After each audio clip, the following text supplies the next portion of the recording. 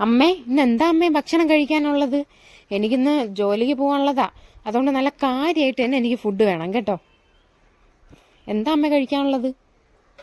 മോളെ, അമ്മയ്ക്ക് സുഖമില്ലായിരുന്നു മോളെ.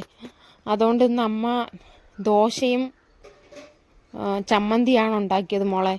അത് കഴിച്ചിട്ട് പോകും. ഉച്ചയ്ക്ക് അത് മാത്രം കൊണ്ടുപോയാൽ മതി കേട്ടോ.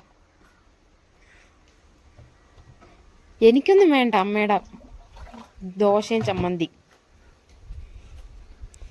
മോളെ, അങ്ങനെ പറയാൻ പാടില്ല. അമ്മ ഒരു ദിവസം എന്തെല്ലാം ജോലികൾ ചെയ്യുന്നുണ്ടെന്ന് അറിയാവോ? വീട് തുടയ്ക്കുന്നതും തുണി കഴുകുന്നതും പാത്രം തേക്കുന്നതും വീട് ക്ലീൻ ചെയ്യുന്നതുമായിട്ട് ഒരുപാട് ജോലി ചെയ്യുന്നുണ്ട്. ഒരുപാട് കഷ്ടപ്പെടുന്നുണ്ട് അമ്മ നമുക്ക് വേണ്ടി.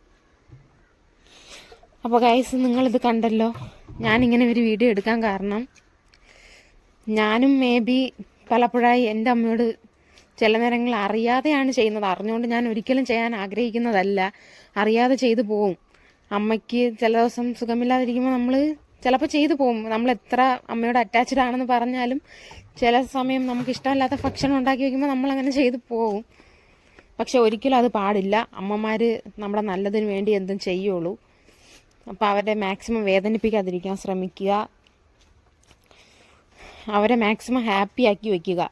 കാരണം അമ്മമാരാണ് നമ്മുടെ എല്ലാം. അപ്പോൾ അവരെ സങ്കടപ്പെടുത്താതിരിക്കുക.